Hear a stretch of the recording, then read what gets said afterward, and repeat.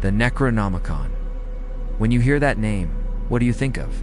A scary book with spells and curses. That's exactly what this is. But before we get into that, who wrote it? According to its introduction, one Abdul al-Hazard, an Arab traveler, wrote it in the 13th century. It supposedly contains information from ancient Sumerian texts about the creation of humanity and mankind's forbidden knowledge. And it details rituals and ceremonies used by al-Hazard during his travels throughout the Middle East. However, there's no evidence of any of that. And some scholars believe that Abdul al-Hazard might not even be real. But here's what we do know.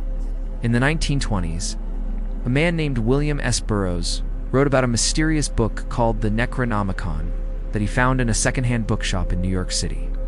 He claimed that the book was written in a language that was not of this world, and that it contained rituals for summoning demons and other dangerous entities. Burroughs' stories of the Necronomicon fascinated horror writer H.P. Lovecraft, who used it as inspiration for his own stories.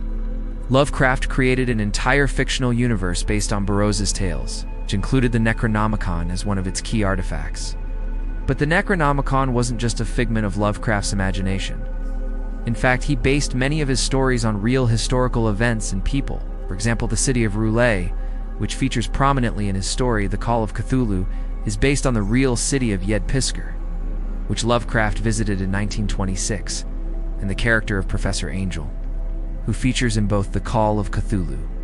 And The Shadow over Innsmouth is based on Lovecraft's friend and fellow writer, Robert E. Howard. But the Necronomicon wasn't the only thing that Lovecraft was inspired by. He also drew inspiration from real-life accounts of UFO sightings, which he incorporated into his stories of cosmic horror. In fact, Lovecraft was so obsessed with UFOs that he even wrote his own story about them, The Shadow Out of Time, which was published posthumously in 1936. The story is about an astronomer who witnesses a UFO and is then transported to another planet.